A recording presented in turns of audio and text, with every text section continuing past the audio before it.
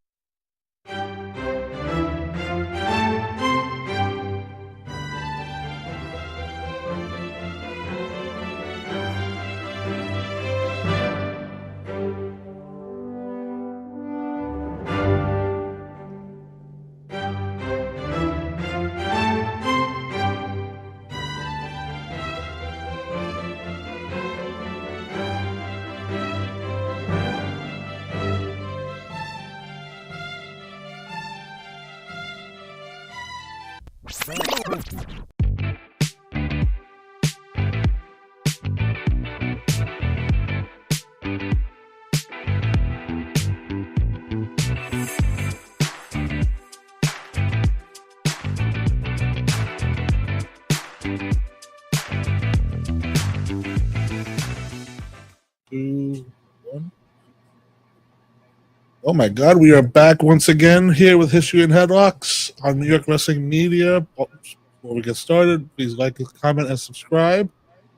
And before we get into the shenanigans of this episode, I just want to give the floor to Ariana for a brief second, or for a couple of minutes if she wants to just get everything off her chest. Because I know in the past week it's been very hard on her, so I just want her to have the floor. So, Jay, Thank you, Mike. We weren't on last week as scheduled because my father passed away on November 13th. So it's just been a very surreal week and a half for me. So forgive me if I'm not too focused on the topic at hand, because usually I take the week before the show to, prepare and research and study, and my brain's just been everywhere else. But yeah, my father passed away. Mike asked if I wanted to speak a little bit about him, and yeah, I'll do it. Obviously, I mean, he's my father. I want to speak about him anytime.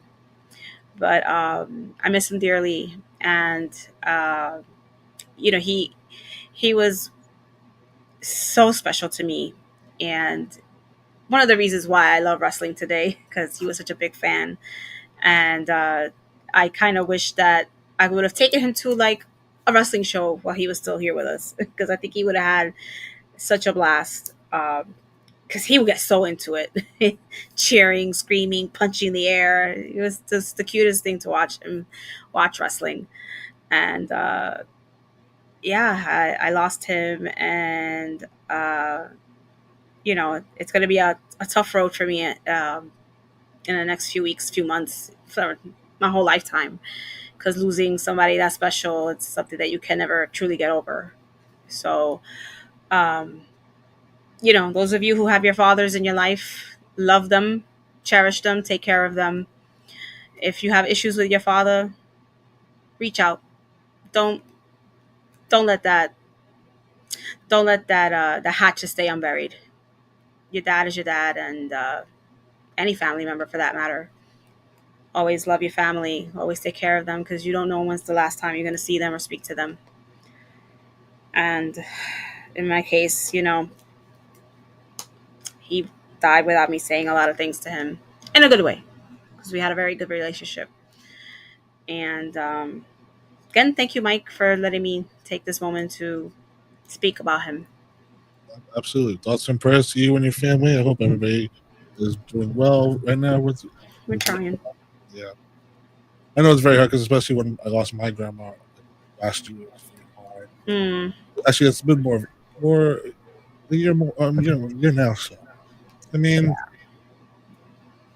with my grandma, it was like, at least you knew the time was coming, but unfortunately, I couldn't imagine what you were going through when you got the news. But for me, it was just very much time still like it didn't seem real until like a month later when I sat down and talked to my mom about it, and then it was like it sunk in. But no, yeah, it still doesn't feel real to me. I don't know if it will ever feel real, but not being able to just call him, see him, it's you're never prepared for it. Even if you see the signs coming, you can never be prepared for the very moment when it happens. Can't.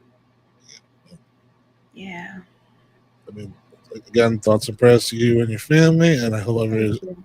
dealing with this in the way that they want to. And now, there's no easy way to transition it, but now it's time to go into the crazy world of professional wrestling, where we're talking about Yeah.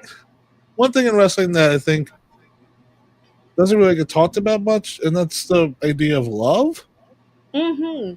inside and outside of the ring. But before we do that, if you are new, this is History and Headlocks. I'm Mike, and she is Ariana, and we are here to pretty much take a deeper dive into the world of wrestling, whether it's character based or storyline stuff, or we're going to talk about wrestling relationships, whether they're real, not real, and pretty much just see why even do the idea to begin with. Mm-hmm. But as far as like wrestling couples, wrestling like love interest at all, like does it have a place in wrestling in your opinion? I don't know. I was thinking about that earlier. Like, I knew that that question was going to be posed, and I'm like, how do I really feel about romance in wrestling? Right. Right? Like, obviously we've seen couples that are real life couples work together, Mm-hmm. where like one, she's managing him or valeting him or whatnot, and a lot of times we won't even know that they're an actual couple. We just think that they're part of co-workers working together, unless you know the ins and outs of the lives of wrestlers behind the scenes, right? Um,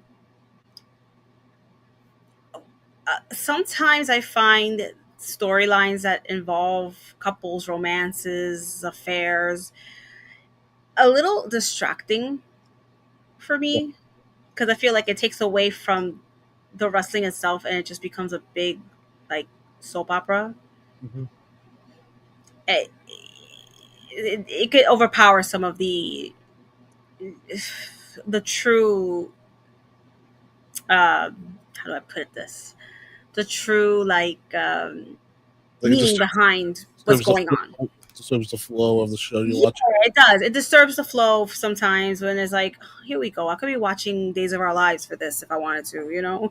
Yeah, because like 1 second you could be watching a brutal brawl going on between two bitter rivals, and the next minute they cut to love in the backstage area, like two people holding hands or kissing or blah blah blah, random Or a nonsense. wedding. Like the weddings, Yeah, we'll get into wrestling weddings, which surprisingly when you look it up, there've been a lot of wrestling weddings, and way too many. I think it's been a while since we've seen one, but we'll get into that. But as far as wrestling couples, what we are pretty much looking at here is what like what really made them stand out in the public. So, I mean, we pretty much have to talk about the first one. That pretty much. So when we did the research for this, we looked up. Mhm. There was like a random wedding between random people that before like it went prime time, but the real mainstream couple is pretty much Macho Man and was Elizabeth. Right, correct. So when looking this up, this was very interesting to me. So when Macho Man was debuting, they had all the managers at the time try to pitch, "Oh, let me be your manager." Bobby Heenan, Jimmy Hart, the Grand Wizard. Like a lot of the managers around the time who were pretty much had everybody under their belt if they were heels. So when Hmm. Randy came in, he said, "I have a manager already," and then he introduced Miss Elizabeth. Now it was funny hearing the debut commentary for this because you had Vince and Jesse obviously be like who like Macho Man's hiring a woman to be his manager? Like, what is he thinking? And then, of course, when she Right. walks in, they're like, oh my God, look at this bombshell. Like, Uh-huh. the complete 180. As far as, like, first impressions when you saw this live, or if, like, looking back on this segment when they introduced Miss Elizabeth to the world, because I think pretty much at that time she was the only female manager Or on TV. yeah, at least on mainstream TV. Right. Because we just, there were some like in the other promotions at the time, but Mm-hmm. I think I saw that clip maybe one time in my life, and I do remember like Vince and Jesse being like, oh, like they were taken aback when they saw her, like mesmerized by her beauty. Uh, I, it did. There she goes. She was so pretty. I do think that it it kind of opened the door of Miss Elizabeth, the character, as being this quiet little Snow White kind of character next to this loud, brash, larger than life character, the Macho Man. Like they were complete opposites. Right. And you couldn't help but wonder, what did she see in him? That's Or you true. could see what he saw in her, you know? And interesting with the backstory where he was trained to become a wrestler, and she worked at the family gym at I forget what the position's called, but she worked there like at the front desk. Hmm. And eventually, over time, they went on a couple dates, and then, funny enough, when they debuted together, I think they were legally married. I believe that's, I think I so. believe, yeah. So they were already together at this point. And as far as an on-screen dynamic, I mean, pretty much it was she walks in the front. What I mean by he pulls her by the arm and she walks in front of him and she gets to show off her lovely dress of the week or the night. And hearing about what it was like backstage, I mean, I don't know. I don't really know how to describe it. I mean, it's very disturbing when you hear about the fact that how he had her isolated from everyone, isolated from the boys. Like a lot of the women were had to be Hmm. like, even help her get dressed, that type of thing. Like, I mean, Yeah. obsessive might be one of the words to use for Macho Man Yeah. Elizabeth. It felt like that was his way of protecting her from everybody else back there, but it was to the point where it was, like you said, it was obsessive. It was isolating her. She couldn't even be friends with the wives of some of the wrestlers, like Hogan's ex-wife, right? Mm-hmm. Um, you know, and it's like, well, you brought her into the business, Right. and now you have her there, and you're trying to keep her away from everyone. It's like it had to be insecurity of his, Right.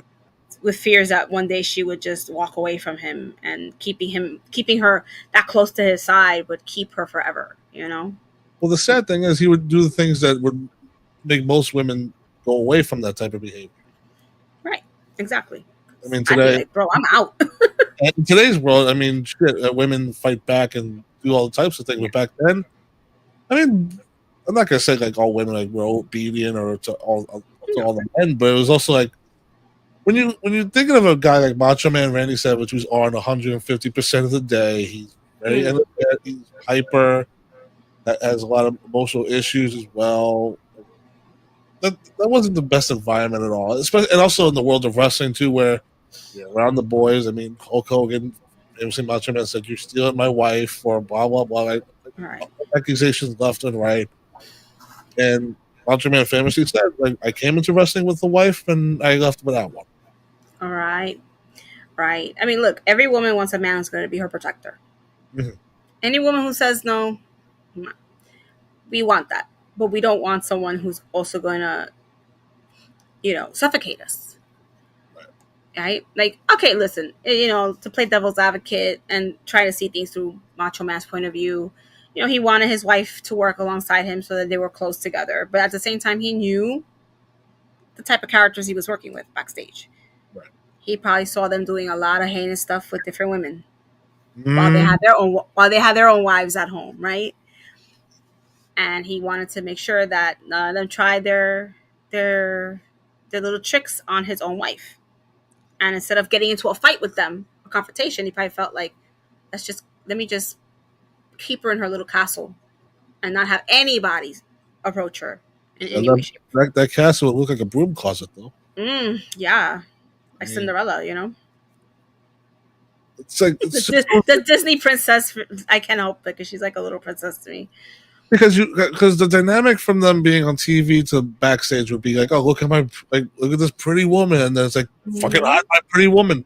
Don't see my pretty woman, and then it's just like you have like that dynamic, and then you have other women like Sensational Sherry who would be with Randy Savage. Not saying this is like a real relationship, but not for nothing. Right.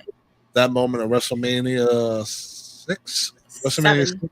7, when Liz and Randy got back together on Yeah. TV, and people still say to this day, like, oh, there was plants in the crowd of lots of people crying, but that was a legit real moment. But unfortunately, in real Man, life, they were divorced. They were separated. right. They were already separated, and I don't remember why she came back.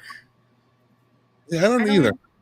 I don't But remember if they ever spoke about that. I think at that time, Randy wanted to leave because he was gonna. They wanted to have a baby, so he wanted to lean off the steroids.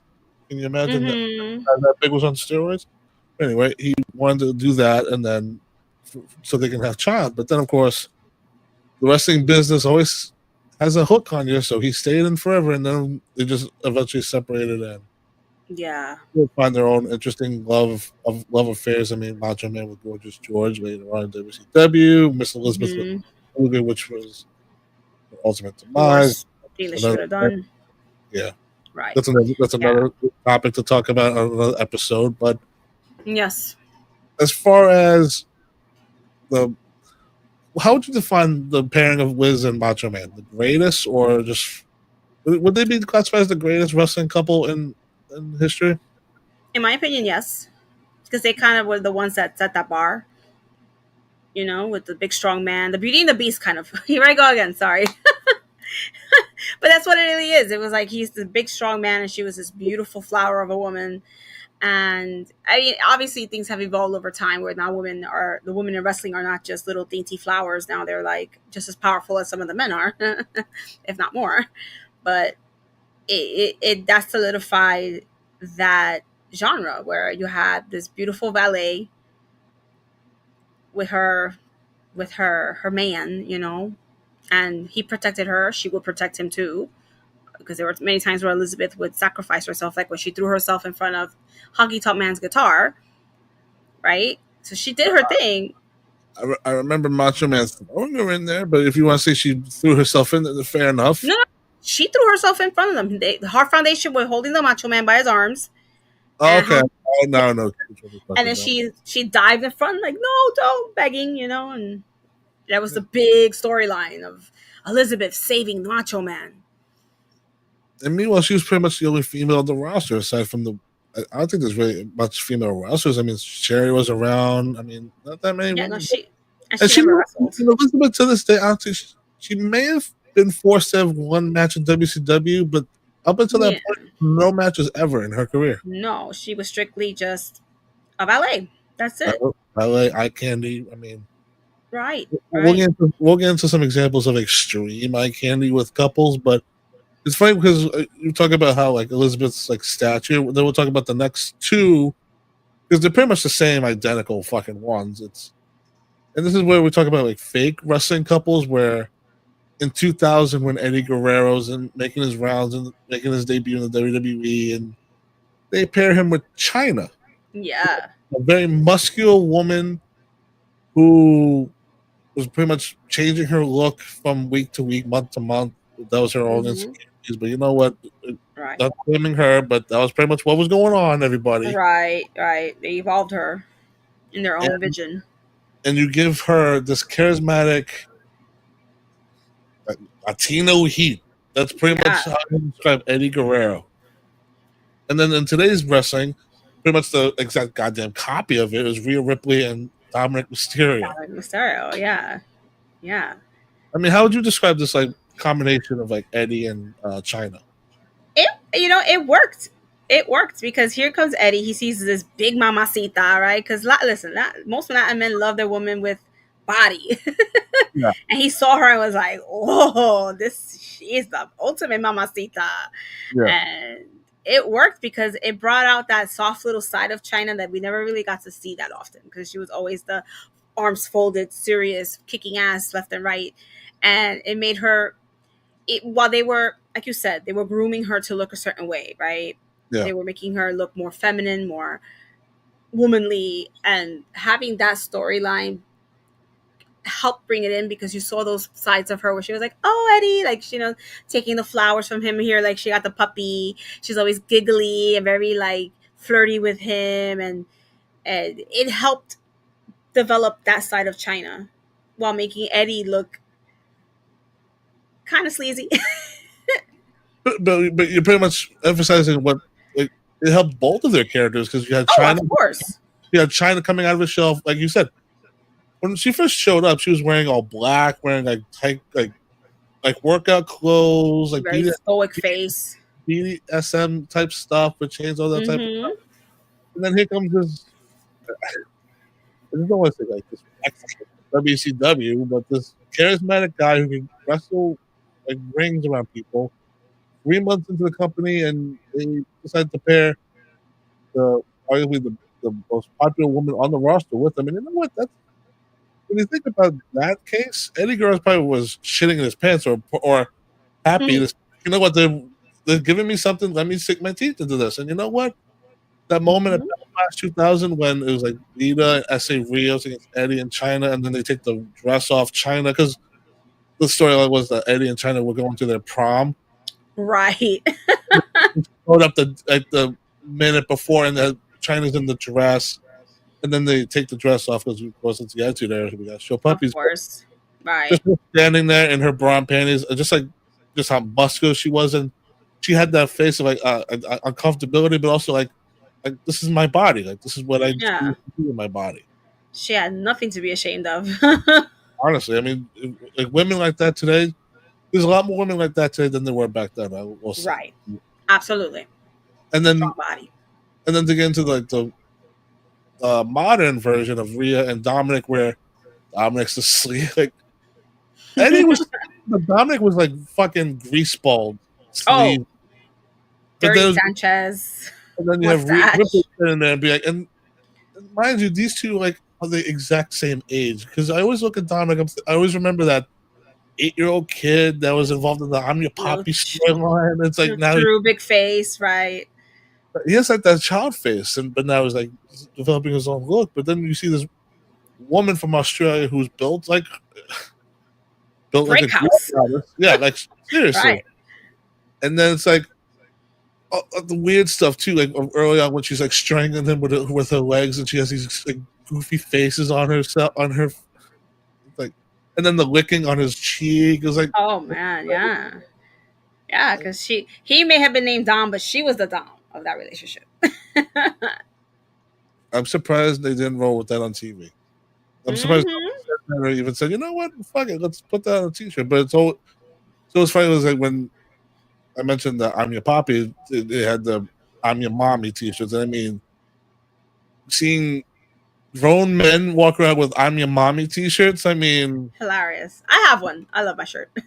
but that's fine on you. I'm just saying, like, if you see Jay walking around with an I'm Your Mommy t-shirt, you walk around thinking there's something going on, or it's for shits and giggles. Right, like there's something you want to tell us, Jay? Later. He said later. But I mean, how would you describe like that? Like, I mean, like this is weird to say. China and Eddie was classy. Rhea and Tom were very much sleazy. Like, is that fair? Yeah, there was a little bit more sleazy. Yeah, because times have changed, right? So and not any romantic stuff either. They were always teasing it, but it was always right. You never. Sorry. I'm just saying you never saw them outright do romantic things. They weren't kissing on screen, nothing like that. The most romantic thing was when they go to dinner and Dominic's still asking for chicken nuggets. And she has to pay, and she had to pay for the dinner. Oh my God. Those segments probably were the ones that helped Dominic get over that hump of like, why are you a heel? But now it's like, okay, now I get it. You're a fucking punk little kid that wants what you want. He's a little snot-nosed brat who want to get out of daddy's shadow. Mm-hmm. And Rhea was the one grooming him. Yeah, I mean, for the longest time, Rhea had that look of like suit pants, a black t-shirt, and a small black crop top. Mm-hmm. And yeah, Dominic was there looking at like like every example of a Mexican on God's green earth, just all dressed in black. Yeah, every stereotype. Yeah, because and she always came off as the more masculine of the two. And somehow they made Jamie Noble and Nydia seem more classy. Oh, good Lord! Like those random couples that were paired together. I mean, we could get into that. About that. The hotel scenes. I mean, I still remember to this day when I had to convince my mom to buy the Vengeance 2003 pay-per-view when they did Billy Gunn and Jamie Noble. Mm-hmm. And when Jamie Noble wins, he gets to have sex with Tori Wilson. And then just having my mom. Of course, that's the match that fucking my mom walks in on, and she goes, "What's the win again?" I go, "Oh, nothing to get, nothing." Whoopsies. Yeah. How old were you then? Like 10? Close to 10 years old. Yeah. Oh, my lord. But I mean, for like You a baby. talking about like Nadia's sake, she's brand new in the business, and you're giving a boyfriend. In Jimmy Noble's case, you're an experienced wrestler, and you're giving a girlfriend. Look at that picture. I mean, She's like twice his size. yeah, Yeah, because Nidia's another one that's a brick house. yeah. I mean, again, like she came from Tough Enough, was still learning in the business, and you're giving the sleazy trailer park trash gimmick, Right. and then Yeah. like early on, like she was like the alleged girlfriend of the Hurricane. They had a one night stand, and then they stole his mask, and she wore them as her panties on for a couple of weeks. Yes. And then they had like weird segments with her too, where she would like be in her bra and panties, but like she would wear like SpongeBob underwear before that, or Yes, I remember that. weird nonsense. And then there'd be like a WWF New York or the World when they rebranded it, and Jamie Nobles to the audience, "I bet none of you can kiss her like I do." And then of course she'd be kissing like 3 men in a row. Like, Ugh. That's so that's a nasty. real thing. That's a real thing they did. But yeah. Any other couples besides that one you want to cover? Because this is gonna be a couple like main ones, but is there like didn't we have a list that we wanted to talk about? Oh, we want to talk about real life or on screen only for now. we'll do, the ones you want to start with? Okay. I mean, we could talk about let's talk about Seth and Becky. Seth and Becky. Yeah, why not? Let's be real here. When they started becoming a thing on TV, it was probably the most annoying couple on TV at the time. Yeah. They made Baron Corbin and Lacey Evans seem like a real couple. Right. Exactly. But now it's more of. I mean, honestly, like how like. Are you fine with like that couple? Especially, it's fine when you like find love with your coworker, but then when the company finds out, it's like, oh shit, here we go. Let's exploit it for TV and for ratings. Right. Yeah, and that's and that I feel like it could be a little much because let them be themselves. Right. Let them be themselves because there's one thing we need to discuss. Unless they choose to, want to work on screen together, which is fine. That's perfectly fine. Right. But a lot of times, you kind of pair them up and one of them is going to end up being below the other. Right. On screen. And that case, it was weird in that case too, because they're both on the rise. And then it's like it was so weird with the power dynamic because it was like one person was in charge, then the other one was like, wait a minute, you're in charge of this? Like, what's going on? Exactly. It didn't make any sense, and all the segments didn't show like they're really in love. Like it never felt real on TV, right? But I mean, like you said, like, unless they initially pitched the idea to say, let's put you can put us together on TV, that's one thing. But then if you pair two people by random and just say, oh, now you're in love, that's something weird about it. At the end of the day, looking back on a lot of stuff, because I mean, you had like a woman like Beth Phoenix write a thing to Vince McMahon saying, pair me with Santina Morella. I mean, and you got Glamorella as a pairing. You had other things too, where it's getting distracted here. But I mean, as far as like Glamorella, I mean, what would your honest thoughts about that one? Because like I said, Beth Phoenix wrote a letter to Vince, and he loved it on the minute she pitched it. I don't even know what to say about that. I mean, it was very odd and random. Like, of all people to pick to want to be a non-screen couple with, she picked Santino. I don't know. I don't really have much to say about that couple, to be honest. I mean, another time he's a goofball with like with the bombshell. He's not really from Italy, so he's doing a fake Italian accent, like exactly, or like or the honky tonk man, or the hot rod, or like he would do random ass stuff. And Beth Phoenix, who was one of the few women at the time that said, you know what, pair me with him, so maybe I can develop my character a little bit too, which is what where we don't see or used to not see from characters that say, let me take a risk on this. And as far as like as a couple wise, I mean, it lasted for a year, which surprisingly for a lot of these couples or fake ones, they don't last as much as long as they do. But when people get paired with each other, it turns out sometimes it can be the most successful of times, especially when they run the whole damn wrestling business. I mean, Triple H and Stephanie McMahon, Right. thing that was supposed to be a couple months storyline, or maybe depending how long they're going to go for, and now they run the whole damn business. And now it turned into a lifetime of love and marriage. Yeah. I mean, so it just feels like sometimes these little couples can overrun the course.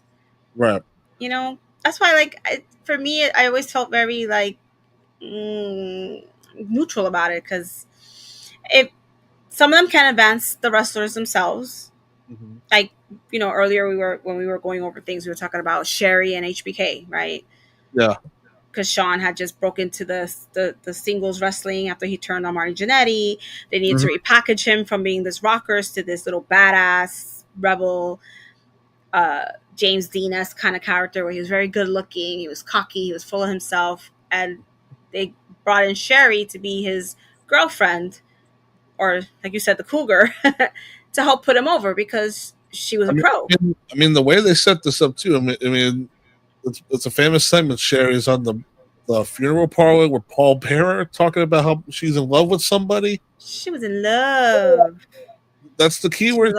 And I'm in love with somebody on the roster, and it turns out to be I'm going to use the word young loosely here because I don't know how old Sean was compared to Sherry, but Sherry was definitely getting older at this point. But yeah, I think she was a little older than him. Right. And so Sherry was with Ted DiBiase, Macho Man. She was with all the big stars. So then they paired her with Shawn Michaels, who, like you said, just broke up with the Rockers and is starting a singles run. Right. So this is another case of one person using their career and their status to elevate another person. Exactly. And Sean was not happy about this at all at first. He did not want. He wanted nothing to do with her. He said nothing would work until she pretty much said, "I'm willing to do whatever the fuck you want, you dumbass." Right. Exactly. Like, I'm doing this for you, bro. Right. Like, we're supposed to get over. I'm helping you out. So what do you want me to do? So here come the outfits. Here comes her walking down the aisle with a mirror in front of her, so Sean can pose. Yeah, a big mirror too. Like, you couldn't even see her behind it. It was all about him. It was all about, she was obsessed with him, and he was obsessed with himself.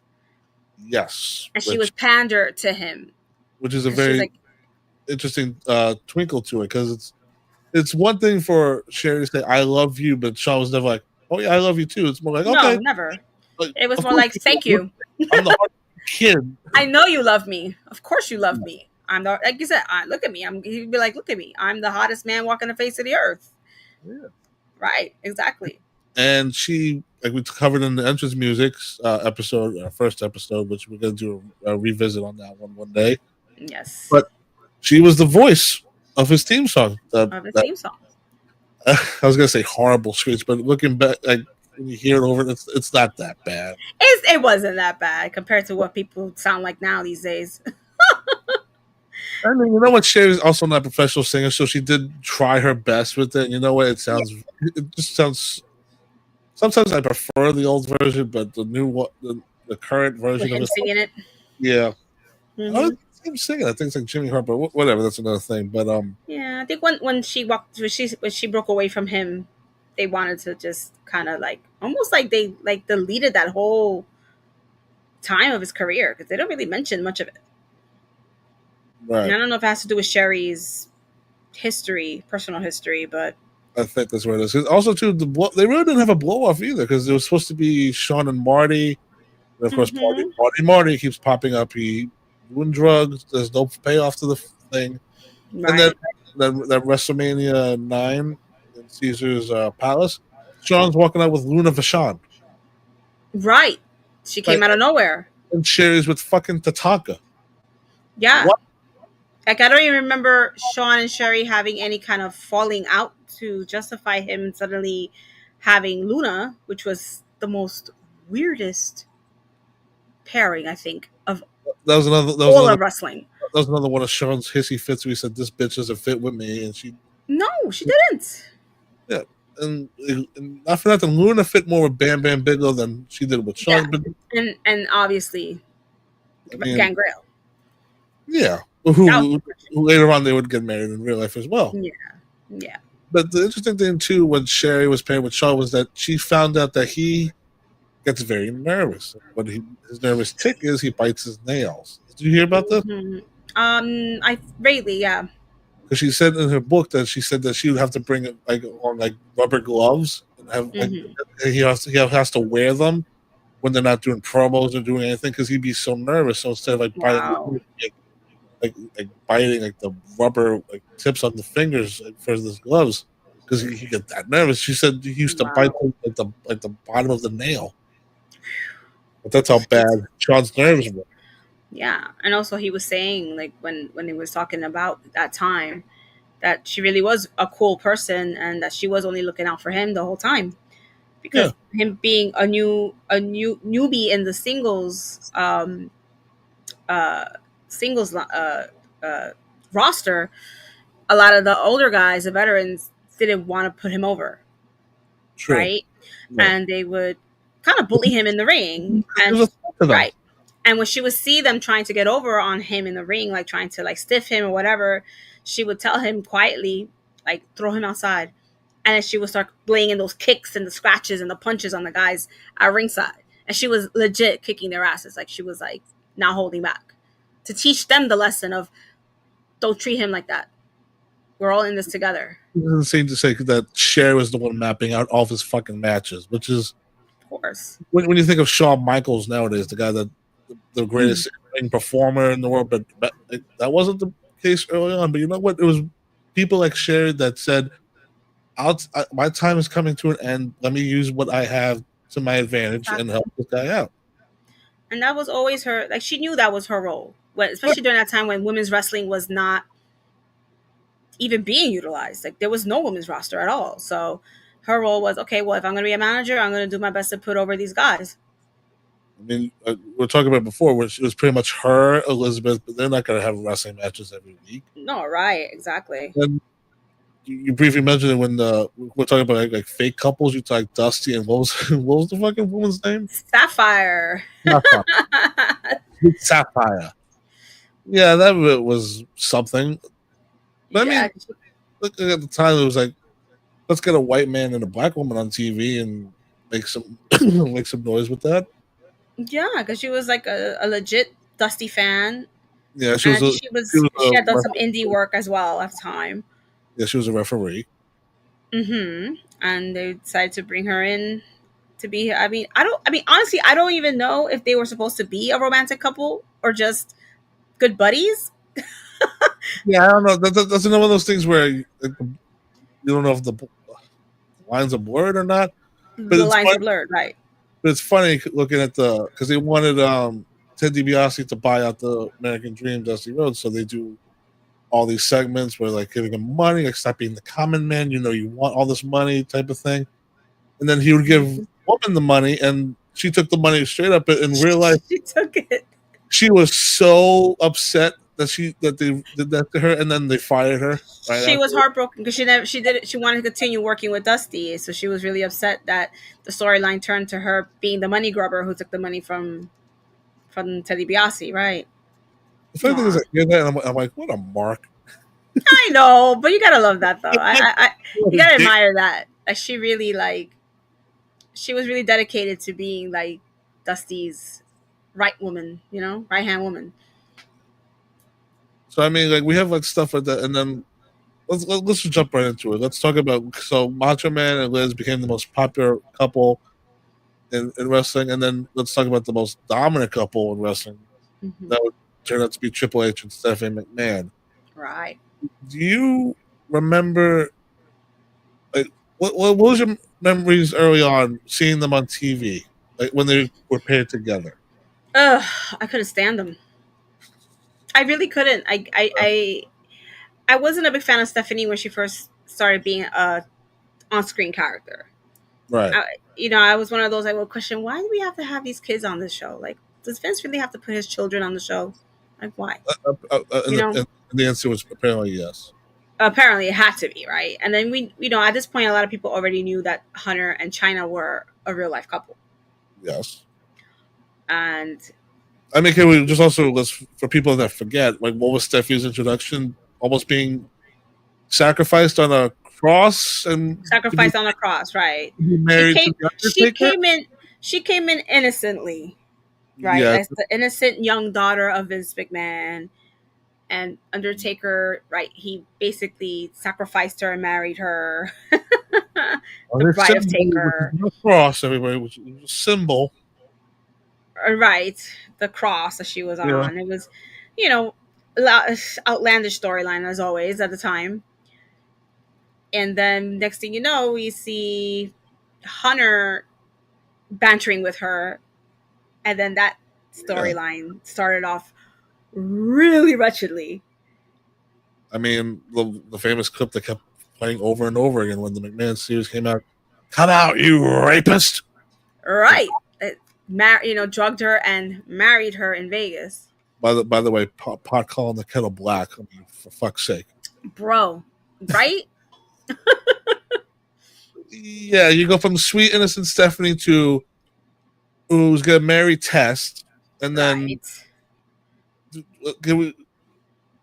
just reminiscing about the whole drive-through wedding they went to. And, right. He's mimicking her voice, like, I promise to do everything he says and obey everything his command. And then it turns out they were in cahoots the whole time. And then all of a sudden, this sweet innocent little girl turns into this giant cunt bitch on TV. Yes, exactly. Trashy. They just said, "Oh wow, man!" But that's what it had. There was a drastic change in this woman's character. 180.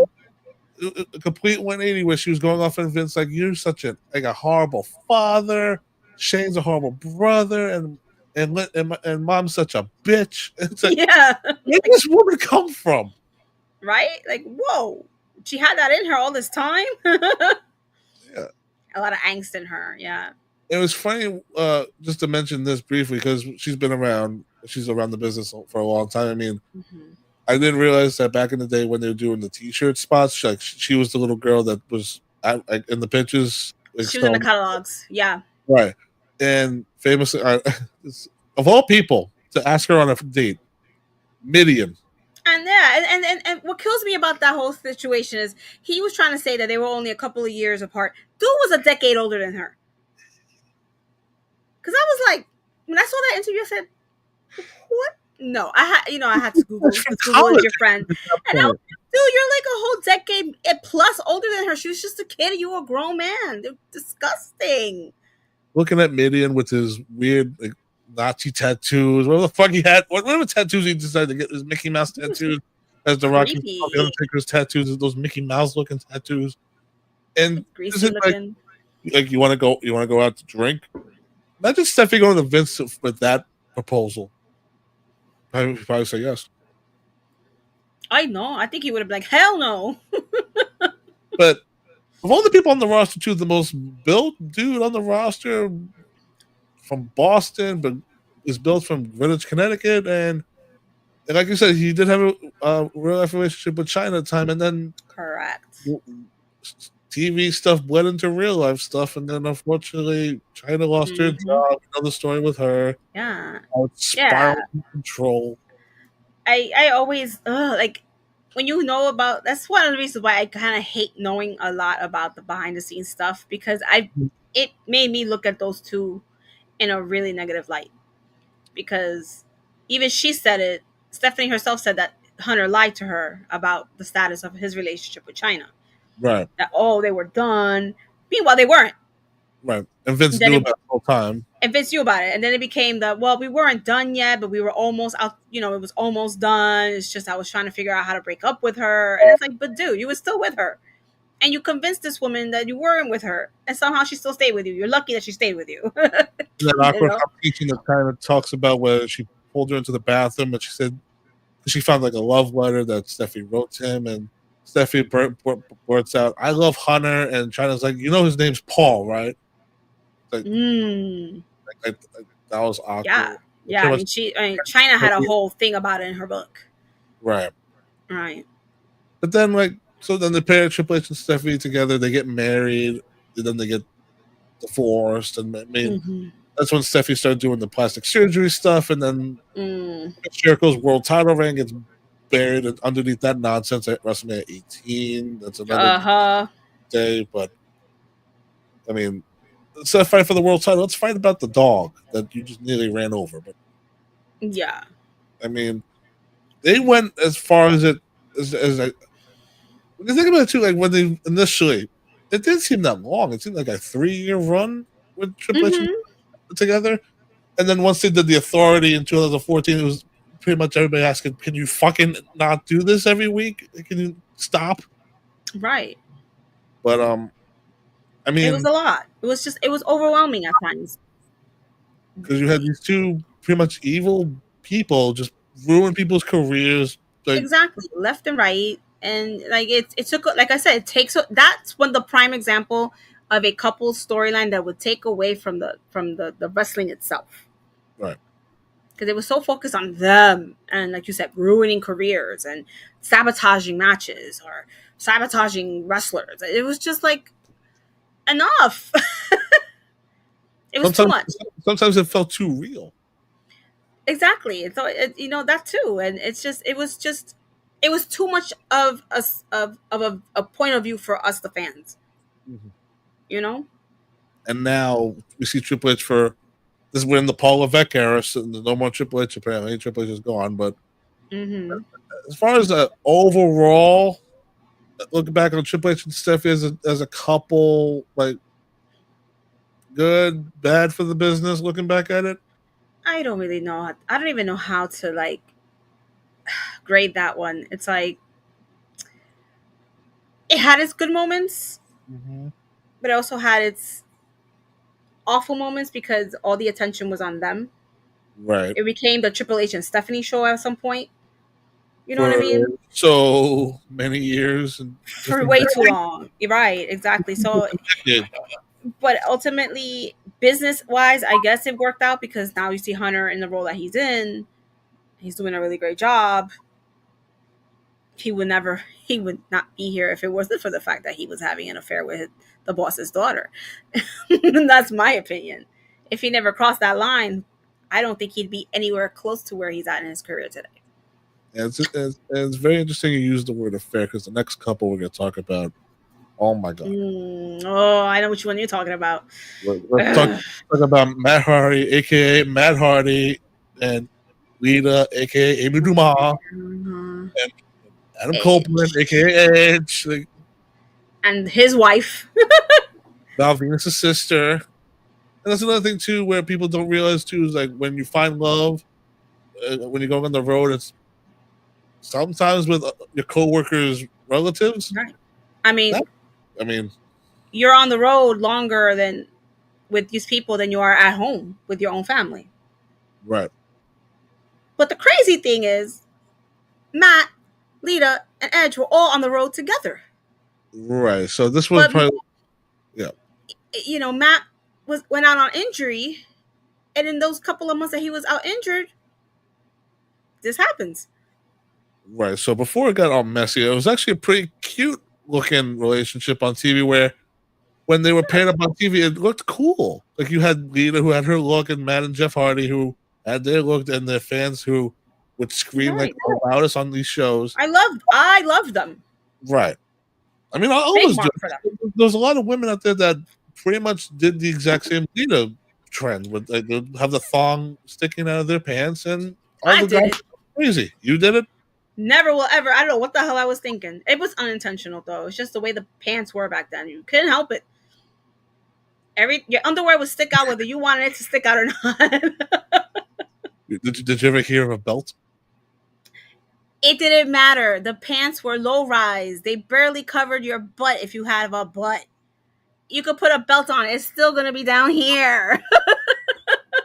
So I don't know what brand Lita. The zippers were literally like this long on the pants as opposed to this long now. Like an inch and a half zipper. What the hell is that? That was the style for 2000s, and then you had whatever the hell Hot Topic thing the Hardy Boys had. And of course, when the company finds out, like Matt and Lita are dating in real life, it's like, oh, let's make them a couple on TV. And you know what? At first, it was cute to see like interacting because you had the famous moment where like Matt saves Lita from a beating, and then it gives her a pack, and then all of a sudden he's like that shy little boy that goes, "Oh shit, I shouldn't have done that." He walks away, and then Lita chases after him and kisses him. And Jerry Lewis famously goes, "Oh my God, she just got a disease." Thanks, Jerry, for that one. But Probably the other way around. But anyway, like that kiss moment was one of the best moments on Monday Night Raw, one of the most famous moments. Mm-hmm. And then later on, like you had that weird time when Matt was a heel, and he goes like, "You and me are breaking up," or like, he was version 1. Lita was on Raw, and then like and Edge goes to Raw, and then they start traveling together, and then they start having feelings for each other. Right, and it's I don't know if you ever saw the interview or heard. It's like actually more. It's an audio of Matt talking about. Okay. Right. Well after this all happened, but I guess they wanted to talk about it, and he felt that enough time had passed and told his point of view or his side of the story, where he was injured at that time, so Lita was on the road, and he trusted Adam to protect her on the road. Yeah. Because at first she was traveling with some of the girls, but she really didn't click like that with them. I guess they were too girly maybe for her. So she started traveling with like Edge and a couple of the other guys. But what happened is that one day Matt got a phone call from Edge's brand new wife. Right. And she told him that she found messages on Adam's phone between him and Lita. I just also want to point out too, like around this time too, is that also when this is when Lita's having miscarriages, Kane's raping her. Like, right. No, like, but she did. She actually did have a miscarriage in real life. Right. She did. Matt confirmed that they were pregnant, and she did have a miscarriage in real life, and that was right before he got injured. And he was concerned about her well-being on the road alone, going through such a traumatic experience. So Matt just wanted to remember that little fun fact that Kane was a rapist, and I'm not even worried about that. We're not even talking about that. We're talking about the actual real life stuff. Right. Sorry. I just want everybody to also point out too, because people also think because it was all happening at the same time, because you had segments with Kane and Lita where they're supposed to be lovey-dovey. Meanwhile, this monster raped her, and now they're husband and wife. Mm-hmm. And then when the time broke that they were cheating, or Lita was cheating on Matt, that's when Lita heat started happening, and people started booing the shit out of this woman out of buildings. It was like weird. As a kid, I wasn't privy to the internet, so I wasn't aware of all this stuff. So when she would come out, she'd get massive boos, and you hear like we want Matt, and then it was very, very bad at the time, because when Matt revealed that they were cheating, he gets fired. Right. Yeah. And the messed up part was, to go back to what I was saying, not, because that kind of happens after the fact, what I was trying to say. Matt confronted both of them separately. And Adam actually admitted to, I have feelings for her. I didn't mean for it to happen, but I do. When he confronted his girlfriend, she said, "We're just friends. I don't have feelings for him." And he took her word for it. He said, "Okay." And then he told Adam, like, "Listen, cut that shit out." So then time goes by, and he's still injured, And then she, he started to go back on the road. She had the neck injury. Right. And he was home with her. He hears a phone ring in the house. But it wasn't her cell phone because they have cell phones under the same plan. But he heard a phone ringing from her purse. He opens the purse, finds her old cell phone still in her purse, still activated. And she was using that phone to continue her relationship with Adam. And that's the day that he said he woke her up and she was supposed to have surgery. He woke her up and said, get out my house. In the middle of the night, made her get out the house. She had to drive 4 hours to her mother. I heard a worse version of this where he locked her in the bathroom for a couple hours until somebody had to come and get her. I don't know. He never mentioned that. All he said was he kicked her out the house in the middle of the night and made her drive by herself to because her that was mother's what, house 4 hours that was away. what he said on the Matt Hardy show that him and Jeff were doing. Like, they're doing Jackass style show, and that was one of the things he claimed, that he locked her in a bathroom and thrown shit at her or threatened to throw shit at her. And maybe. I mean, when you're blinded by rage in that moment, right. No excuse, but shit happens. Like, I mean, cheating is a sad part of life. That's a thing that keeps going on. Unfortunate. But when wrestling is involved, and then the boss finds out about all this, and then I mentioned Matt Hardy got fired after all this, and then it was because he was accused of slashing Adam's rental car tires when he was like, I was nowhere near his car. Right. He doesn't know who did it.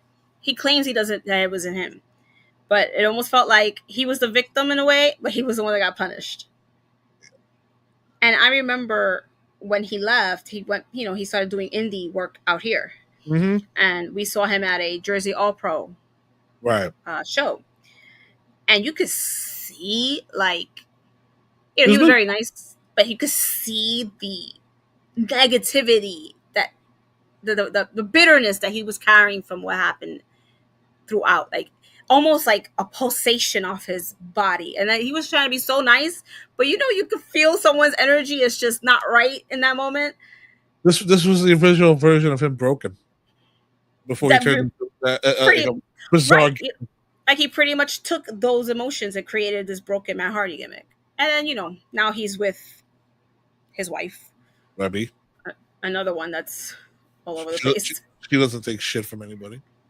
No, she doesn't. I mean, just to close that on for this couple, at least, because it's one of those weird ones where it turns from real, fake, somewhat real, and then fake again, because when they paired Edge and Lita together, they were not in love with each other anymore. And of course, they had to do the most awkward shit on TV. Yeah. I mean, live sex celebration. Jay's probably looking it up right now. I'm about to start talk about it. It really felt like that was like them being punished. Because, like you said, whatever happened between happened. It wasn't going to be something long term. They were over it, but then they get paired up on TV, and they're like, "Really, we got to do this, and we got to do this." And Lita's career pretty much went from the highest of highs to the lowest of lows. I mean, she said she couldn't go out in public anymore. She would get ridiculed. She'd be like, "Oh, you fucking whore!" She couldn't do anything for a long period of time. Yeah, it got very tough for her. I know that. I mean, thankfully she recovered from it. Time heals wounds, right? And she was able to recover it. Now she's still very beloved by people. But in that time, like even Adam was getting hate. But I think, and a lot of people say, but why did she get more hate than he did? But like when you know the story about it, and you realize like he was very not condoning neither one of them should have been doing anything. He had his wife at home too. True. But at least he was man enough to admit to another man, I'm falling for your girl. The sad thing is, it's a society thing. Like, shame the woman. Like, how fucking shame the woman, and the man's like, whoa, great, snag that. Like, yeah, exactly. So we go from that. So how would you overall, like Matt Hardy and Lita was cute, and then Edge and Lita was pretty much the most disgusting thing. Ooh, terrible. Yeah. Meanwhile, Edge was rated R superstar. But the thing is, that actually helped Edge's career. It just helped it. It didn't help Lita's. It helped Edge's, though. It sure did, because he blew up after that. Yeah, so as we winding down here, as far as like other couples, there's a lot of couples that we can. So many. I mean, Tommy Dreamer and Beulah McGillicuddy. Hold on, Jay. Classic. I don't want to talk about Vince and Linda. Fuck like Vince and Linda. I mean, those are one of those really couples where, I mean, Vince was the woman on the roster. Oh, and she had to wash it. You know, like jeez. I mean, Vince and Sable, Vince and Trish. Vince. Okay, so Vince and Trish was a thing on TV, and you know what, Trish, I respect her enough to say when you're given an opportunity and you want to, and there's really a margin of error to say no. Mm-hmm. But when the idea is go on TV and strip to your bra and panties and bark like a dog, yeah, which in the UK they couldn't even air the damn thing because of how fucking it was. It was horrible. I mean, and being a woman watching that, I was like, why do I still watch this crap? That's a good question too for a lot of women that are fans. Like, what's your tolerance level? I questioned myself many times when I would see some of these segments with Vince degrading these women, because it was always mainly Vince doing it. Obviously, he was the main culprit. And for people that are watching it, we're going to dedicate a whole episode for women's wrestling and how it has evolved. So we're going to spend a lot of this for most of the conversation for that, but carry on. Right. But it's like, Vince would always find himself putting himself with a woman on the roster, whether it didn't matter what fucking age, it didn't matter if you actually wrestled on the roster. I mean, Vince has a bastard child, so what are we going to do? We're going to bring a bunch of women out on TV and say one of them is a man. Right. It was just dirtbag stuff that he was doing. That was his way of getting his rocks off, Hopefully one day his rocks will be cut off forever. Yeah, hopefully. But as far as like other legit couples we could talk about, like Dreamer and Beulah McGillicuddy, I was going to say, because there's different types of Macho Mans and Liz's. We'll say ECW had Dreamer and Beulah. WCW had Diamond Dallas Page and Kimberly Page, right? Right. I mean, they were very Macho Man and Elizabeth like in their way too, Yeah. With the beautiful, drop dead gorgeous woman and then the big burly dude, Kimberly Page is one of those women that you really don't hear that much about in wrestling these days. No, I think she's out of the business completely and just doing. She was, she dabbled in acting. Yep. She was in like the 40-Year-Old Virgin for like 2 seconds, and I mean, everybody remembers it's a famous GIF nowadays where it's pretty much her jumping up and down laughing with her tit popping out of her shirt. That's Kimberly Page. I don't remember watching the movie with some friends of mine. We were all wrestling fans. We were like, "That's Kimberly." They're like, "That's Kimberly Page with her boob hanging out." What the hell? But of course, it's sad to think that relationship ended in divorce. But they stayed friends. Best case scenario, they stayed friends after all these friends, right? Yes. And you also have, Andrade and Charlotte. Yeah, relationships like that, where again, co-workers find love with each other. Right? Bianca and Montez. Oh, let's cover the big.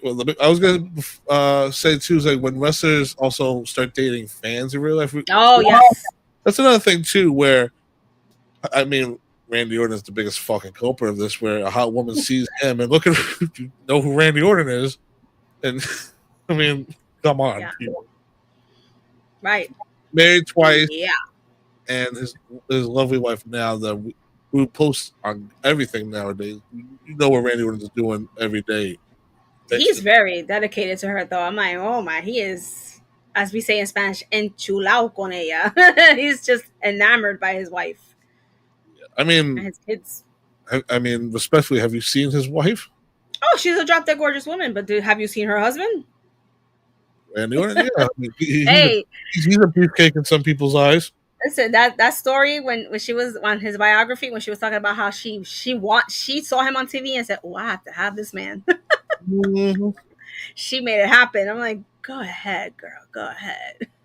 I mean, that's one thing to be marrying or dating, marrying fans, where she famously brought her kids to the show that they were fans of him, and then she sneaks his And she's there like number and boom, they're together. caught it. Right, she caught his eye from ringside, and he was like, ooh. And was all like, come here to talk to her. They had dinner that night at a diner, and she said they stayed up all night talking. I mean, love is strange in those ways. I mean, when we talk about like when coworkers start dating each other, and then another case when your boss starts dating your ex-wife after you guys allegedly get divorced. In the case of Kurt Angle, Karen Jarrett Karen Angle, and Jeff Jarrett. I mean, Jeff really wanted to show he was the king of the mountain, apparently. I don't know. Right. What's your memories of the whole thing? Because I also wanted to bring this up, too, because you have an interaction, or you had a few interactions with the Angles and the Jarretts. Yeah, well, yeah, so this is going back to even before before their divorce, Kurt and Karen, right? Where I believe we were in Toronto for WrestleMania weekend, and we saw Kurt Angle canoodling with another diva that was not his wife. So you said WrestleMania, so this was 2002. 2002, right? And that was their field down to women. Right, and we saw them walking around the hotel arm in arm and very cuddly and kissy, smoochy, which was very brazen.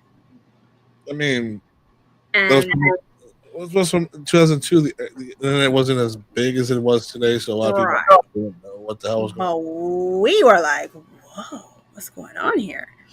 And of course, a couple of years ago, Karen dropped 18. that name. Yeah, 18, so 2002. And then like a year or two ago, when all that drama popped up between, online drama where they were accusing Karen of cheating on Kurt with Jeff. But she was like, oh, no, that's not how it happened. And then she dropped a couple of names about what Kurt was doing behind her back, the dirt he was doing. And he dropped that one name, and I said, oh, there it is. And it was, can I say it? That's Should it. I say it? Dawn Marie. Yeah. I saw that 20 years ago. And she made a comeback on WWE TV recently. And she was married at the time. And then she got pregnant. And I was like, ooh, whose kid is it? Who's the daddy? We were wondering, who's the kid? Who's the daddy? Yeah. That's when she stepped away because she got pregnant. Yeah. And then she got fired for that, I remember. Well, not fired for being pregnant, but they let her go. Right. She's like, oh, I'm pregnant. They're like, oh, well, here's your walking. We're not renewing your contract. We can't use you. We have no plans for you. Basically. So, what was your memories of this whole Karen, Kurt, Jeff fucking nonsense? Oh, God. It's just hot mess nonsense, especially during that era where Kurt was like, Percocet Kurt. Kurt Angle as fucking Kurt Angle, right? Exactly, and we don't know what happened behind the scenes. Obviously, I mean, we met people when you date your coworkers, but when you date or start having a relationship with your employee, because technically, Jeff was right. Jeff was the founder, creator of TNA, and right. His wife had passed away from cancer, so. Did she? I didn't know that. Yeah, but then a few years later, in 2008, he finds himself in a relationship with Karen Jarrett. And famously went to a Spike premiere party, and Dixie Carter sees them together and flips out, sends him home. He's no longer in charge. Blah blah blah. And Kurt Angle is starting to kill him because he didn't realize that was going on. And then, meanwhile, they have to work together, and then later on it gets awkward when 2010, 2011, when they put them in a long ass storyline where they're they're using the kids involved in the story. It was like, I'm gonna beat up your dad. And Kurt's like, I'm going to my kids. Like, that was a stipulation for one of their stupid pay-per-views. He was like, I want custody of my kid. Kurt loses. And then we have to see Perk Angle cry. Like, I don't want to see Perk Angle cry. Perk Angle cry. Again, this is... cry about his kids? Again, this is exactly what I mean. When they make these couple storylines and it just overwhelms the true storyline behind everything. Like, it's the focus is on the drama, the affairs. It's like, can we focus on the wrestling? Yes. Can we have the match? Why do we have kids here threatening to beat them?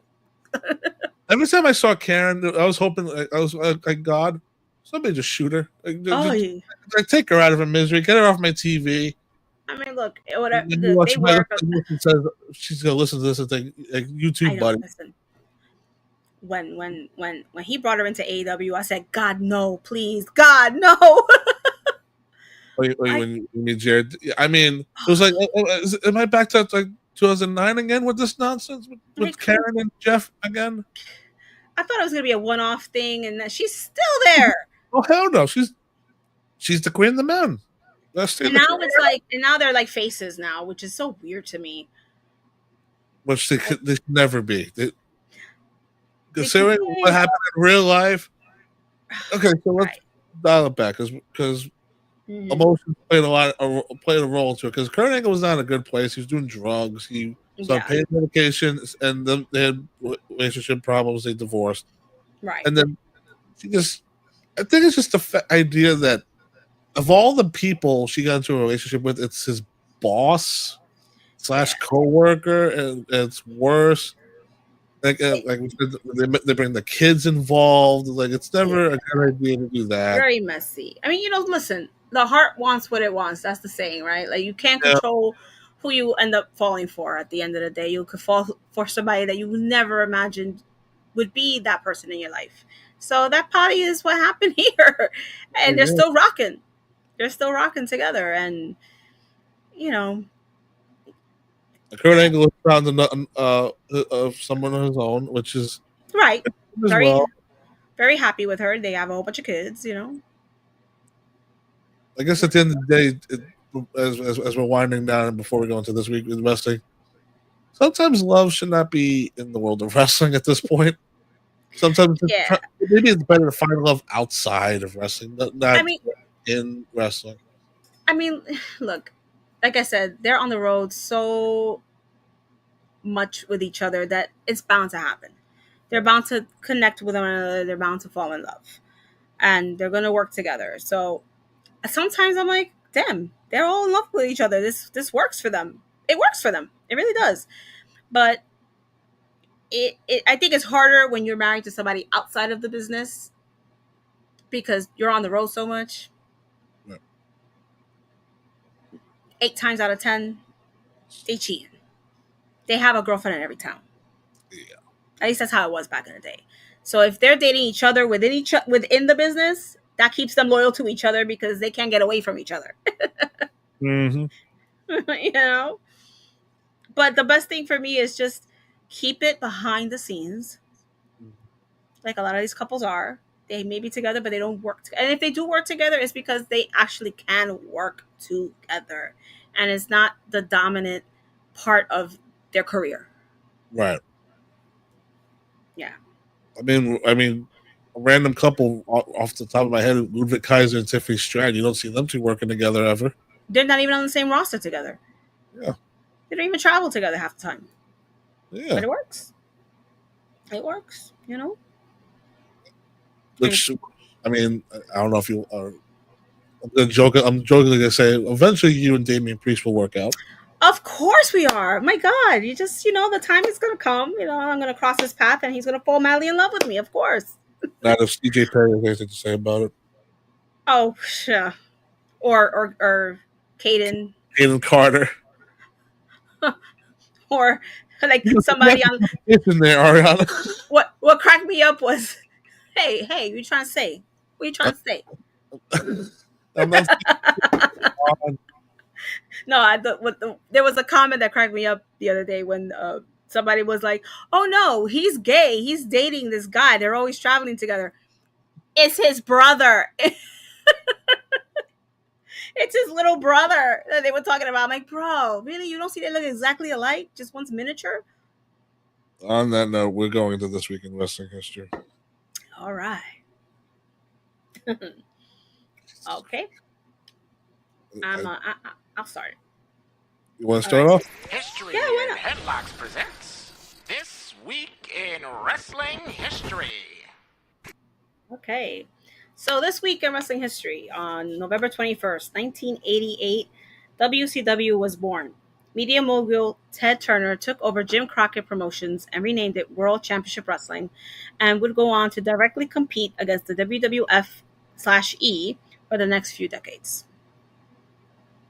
I mean, that's pretty much the equivalent today with Tony Khan and AEW against WWE. So, I mean, every promotion needs competitions, and this was pretty much the first strike of competition for Vince McMahon Absolutely. and the WWF. Yeah, he was able to get some big names in to WCW and create homegrown wrestlers too. Let's also remember too, this is 1988. This is when they're still doing the ding dongs or The ding dongs. the lunatic. Like they're still doing random ass shit. Yeah, some random dude in a mask. But now they're doing. But then at that point they're on national television, so the ding dongs and Norman the lunatic have to go away. Right, they started bringing in the Stings and the Lex Lugers and the Ron Simmons, Ric Flairs. And then the NWO, and Hogan, and then shit. Eric Bischoff ruined WCW. Blah, blah.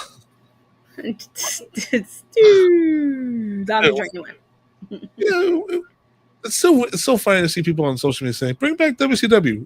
What form? what do you mean? I know. I saw like people were like saying like, "Oh, they should create a new WCW show and put it on Netflix."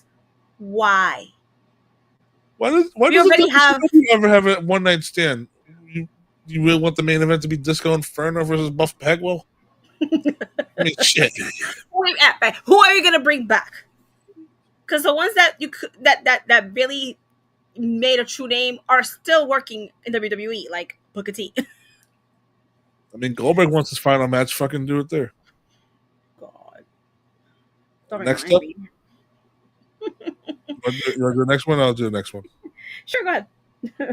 Next up in 2005, following the death of Eddie Guerrero in part from a dependency on prescription drugs, WWE announced the implementation of a comprehensive drug testing policy that went to be known as the wellness policy. Under this scheme, WWE set out a specific set of guidelines, testing, punishment, and rehabilitation with the aim of reducing legal and illegal drug use within the company. Mm-hmm. Safe to say, 20 years later, pretty much, if your name was Randy Orton, you had the strikes rule that if you can work your strikes off if you ever got popped for anything. But right, the dreaded when they introduced, when it was referred to as the wellness policy, as it said, yes, so many people you would see randomly get outed for failing a drug test. You'd be like, Hornswoggle failed the drug test. You'd be like, how? What? Why? Chavo Guerrero, like Mr. Matt Riddle, 50 times. I mean, there's a reason why he got popped a few times, maybe. Right. But then, like, also too, when he came in, like, weed was fine, but it's also like, mm-hmm.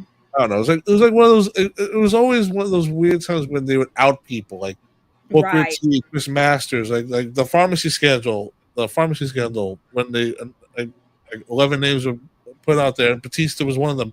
And then he immediately came out and goes, why my name is on this bullshit list? I never did steroids. Look at me, I'm all natural. Right. Now he is probably. Oh yeah, he looks better than ever. But like I mentioned, Randy Orton, like he would pop almost all the time, and he implement the rule where he could work off his strikes, like community service. Like, what the fuck is this? This is a business. Exactly. I mean, he was, obviously he was younger and just a little reckless with everything he was doing, And they weren't going to fire Randy Orton. Absolutely not. I mean, if other people, sure, they would have been canned, but Randy, yeah, they were like, we're not going to lose out on this. He's going to clean up whether he likes it or not. And what happened? He almost died. He almost OD'd. Yeah, actually, he did OD. Yes, a few times. And that was where he had to like, oh crap, I got to do something about this. Next up, though, also this week in 2008, At ROH, rising above in Illinois, Nigel McGuinness retained the ROH World Heavyweight title against Bryan Danielson. Austin Aries defeated Jimmy Jacobs in an I Quit match. And in the main event, Samoa Joe defeated Tyler Black, a.k.a. Seth Rollins. Reading it out loud, the World title didn't main event the show. Okay. That's weird Ring of Honor booking, but that's Ring of Honor booking for you. I think that was when the time. Yeah, they always do stuff like that though. At the time, also like they would put other matches. I guess the storyline or the feud would overpower the championship, no matter who the champion was. All right. I'm gonna let you cover this, but I'm telling Jay right now, get the picture ready of what I want you to, because of who famously got more over in this next moment in history. Eric, take it away. All right. So in 2010, The Miz cashed in his Money in the Bank briefcase to defeat Randy Orton for the WWE Championship after Orton had defended against Wade Barrett. So that little girl on the screen that's about to pop up any minute was not happy about this moment. She's so cute. The funny thing about this was like Jay paused the video, but they showed this girl for fucking ever on the screen. It's like Kevin Dunn definitely saw this girl in the crowd. Goes, zoom in. Just zoom in on her. Keep it on her. That face. Oh my god. That was me last year when that was me last year when CM Punk popped up at the end of Survivor Series. I was like, the show was so great, and then what a happy ending, and then it's like, I'm like, you gotta be kidding me. I can just imagine your reaction every time when we're about to do a recording and Jay has the Cult of Personality song playing, and you're like, I'm like, no. Hey, it's gonna end already. I mean, oh man, she was so this became WWE champion. The thing that everybody initially hated at the beginning, right? I mean, memories. Were you watching around this time? Not really, but I've already kind of caught up with the history of it. As far as like looking back on this is like the darkest day in wrestling history. I remember that everybody was like, "The Miz, what?" The Miz, Randy Orton, like of all people. I mean, and also like Randy Orton did beat Wade Barrett. This was when they were burying Nexus so fucking badly, and you know what? When the Miz won the WWE, that was supposed to be the bright spot of this whole fucking thing. Well, it's like covering a bullet wound with a Band-Aid. Like you didn't do anything good here. Exactly. That one thing, somewhat okay. Yeah. You just learned not to say something. Yeah. I mean, next up. 2015, the WWE title was decided in a tournament at the Survivor Series in Atlanta, Georgia. Also, the timing of this, too, because Survivor Series is around the corner. Roman Reigns defeated Dean Ambrose to win the WWE title for the very first time, only to lose the title moments later when Sheamus cashed in his Money in the Bank contract. Also on the card, Undertaker and Kane faced and defeated Bray Wyatt and Luke Harper from the Wyatt family to commemorate the 25th anniversary of the arrival of The Undertaker in the WWE. Mm-hmm. This is another one of those cash-ins where everybody said, are you fucking kidding me? Like, really? Sheamus right now is killing it. He's probably doing the best work ever, but let's remember this was weird-looking Mohawk Sheamus with running around with a briefcase. Right. And it's like, damn, they gave it to Roman just to take it away within minutes. And this was around the time when when Roman was pushed fucking as far as they could take him. This was the third championship opportunity he had, and he had it in his hands, and then they took it away. Boy, and this is Vince booking, by the way. This ain't Paul Levesque booking. This is all Vince booking. Of course, Vince was the famous for the give them the carrot and take it away before they can grab it. I mean, they did the tournament that night, and then I also remember the Undertaker Kane thing. Mm-hmm. It was cool to see them team up one last time. And I mean, to this day, we still miss Bray Wyatt. I mean, yeah, and I can see why they did that match against the Wyatt family. I mean, the other options were fucking Eric Rowan or Braun Strowman, but they were green as shit at the time. No. Yeah. Yeah, All no, right, no, no. all right. Have fun with this one. All right. So on November 23rd, 1996, at the ECW Revere show, which was subheaded as the Mass Transit Incident, the Sandman retained the ECW World Heavyweight title against Raven in the main event dog collar match. Also, Shane Douglas retained the ECW World Television title against Tommy Dreamer, Rob Van Dam, and Pitbull fought to a no contest. And all this on the night of the mass transit incident. Of Fun course, time. like who remembers the show? Nobody. Besides You just the bring mass up the transit. card, it's like, oh, that looks like an interesting card, except some 18-year-old kid almost died on the show. That's Dude, what I didn't even know. I didn't even know it was called the Revere Show. And I was watching it, like, wholeheartedly back then. But all we remember is New Jack almost murdering a 17-year-old boy. Yeah, all because he asked him how to cut himself. How do I bleed? I mean, I think we've spoken about this so many times already. Yeah, we covered it in the ECW episode where it almost ruined the pay per view. Meanwhile, it didn't ruin the pay per view. Blah blah blah. Yeah. Okay. I mean, Sandman and Raven. We did mention that was one of the interesting feuds, but Right. there's nothing to say. Yeah. The kid almost died on a wrestling show. Nothing new. Sadly, nothing new. Next up, in 2007, Linda Hogan announced that she had filed for divorce from her husband Hulk Hogan, aka Terry Bollea. Woo. I mean, both losers. I don't know. The only person I feel bad in that family is Brooke. Oddly enough, Yeah, because his son turned out to be a freaking criminal. right? I'm thinking killer, but it's also too like he's just a dumbass. Yeah. He doesn't know what he's doing. Yeah, and I always wondered, like, when he was a kid. I remember when they had their reality show, right? Hogan Knows Best. And Right. he was just a kid, and I thought to myself, I wonder if he'll ever break into the business. I mean, Second generation Hogan. They did do an episode where they teased him wanting to be a Right. wrestler, but then of course his father said, "No, you're not going to do it."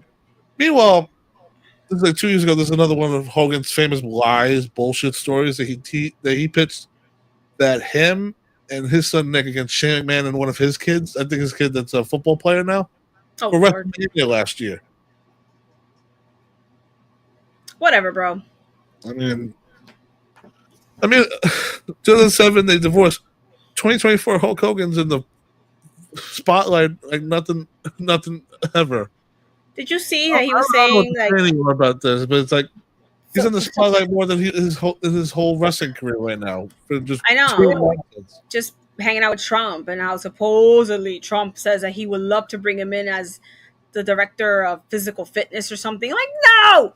Just no! He's not even physically fit anymore. The fuck you mean? What physical fitness? Freaking steroids? How to say your prayers, eat your vitamins, Believe in yourself. how much to put in the needle. Like, please. Like, enough. Like, go away, Hogan. Next up, 2009. Oh. Jesse, the governor of Ventura, was the guest host of WWE Raw from Hershey in Pennsylvania, where John Cena faced CM Punk for the very first time, shockingly enough, and defeated the straight edge superstar. Also, Sheamus won the main event battle royal and became the number one contender for the WWE Championship. And I remember this because this was when Sheamus was pretty much brand new on the main roster at that point, 1 month in. Mm-hmm. And for that year, the string of Randy Orton, John Cena matches was on everybody's fucking nerves. So they said, okay, let's do Cena and Sheamus. Not bad. It was actually a bright spot. And famously at the pay-per-view, they both fell off the top rope and Cena landed through the table first and Sheamus accidentally won the WWE title. Mm-hmm. But really, this was the first time Cena and Punk faced off. The amount of times they would face each other after this, Right. 2 years after this, they would do the famous Money in the Bank match in Chicago. Yeah. And this is also during the time of the guest host era. Jesse Ventura was Just the governor.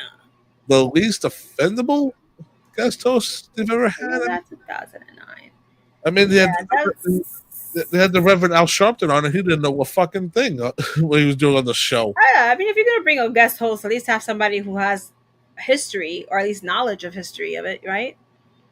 I mean, we're talking about this in 2009. 2024, can you come back for Saturday Night's Main Event, please?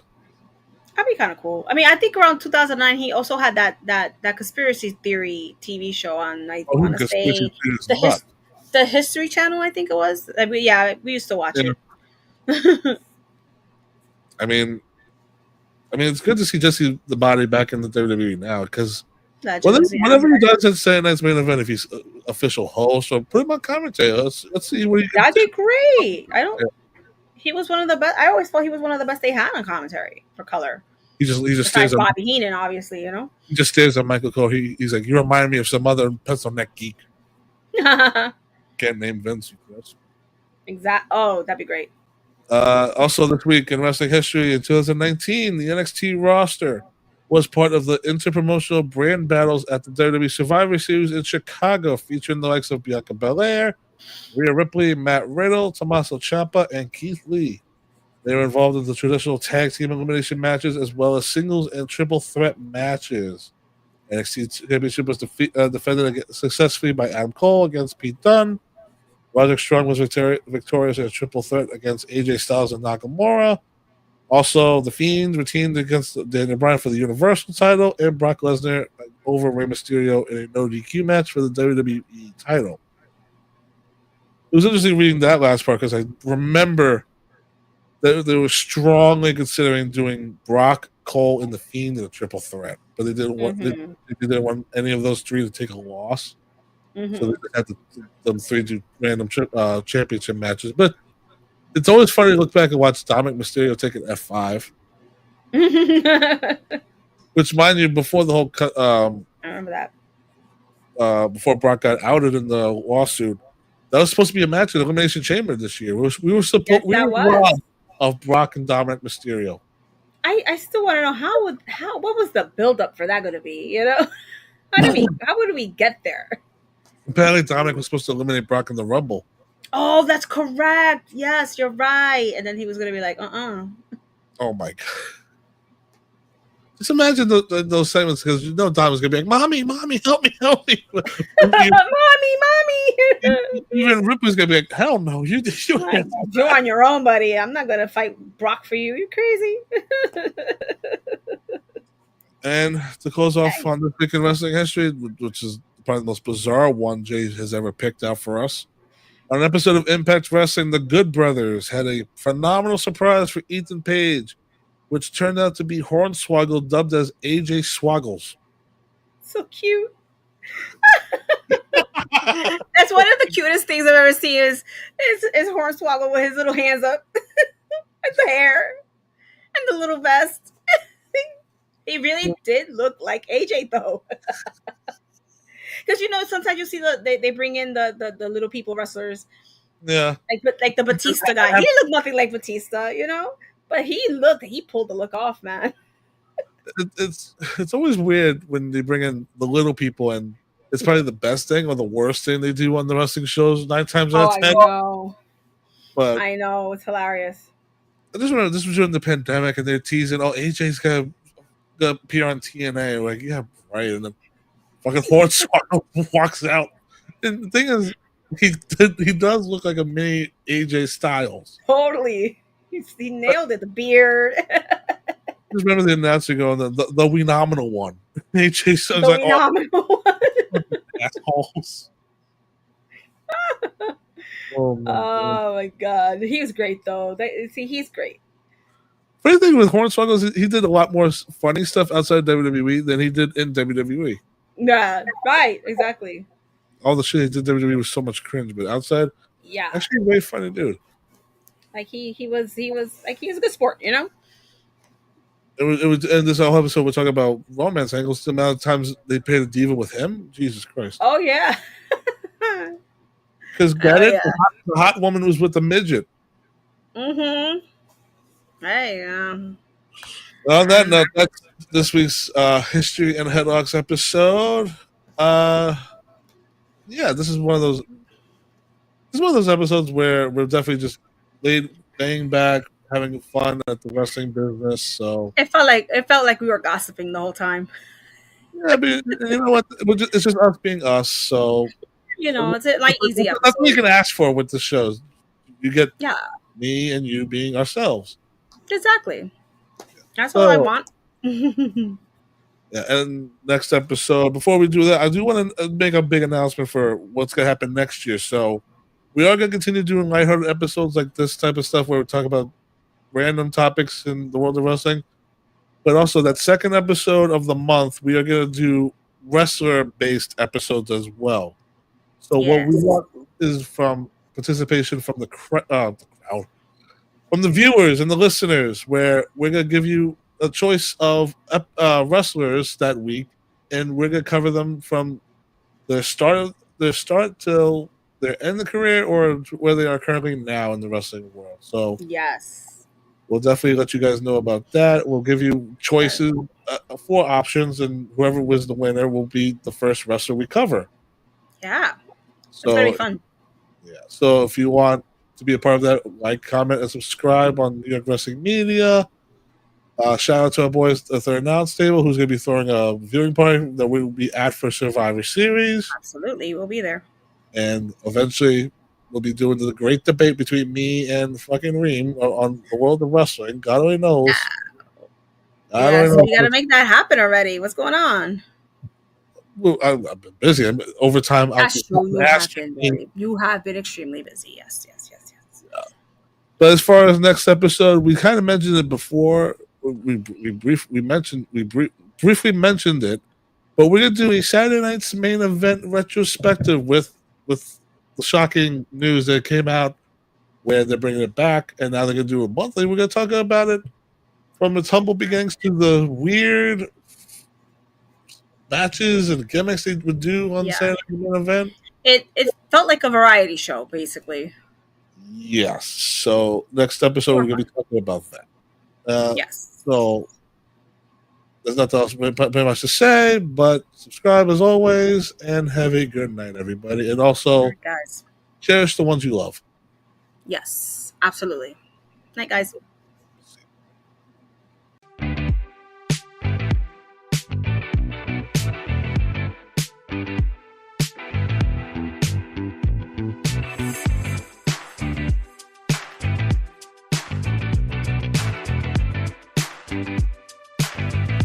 Sit, turn type, sit.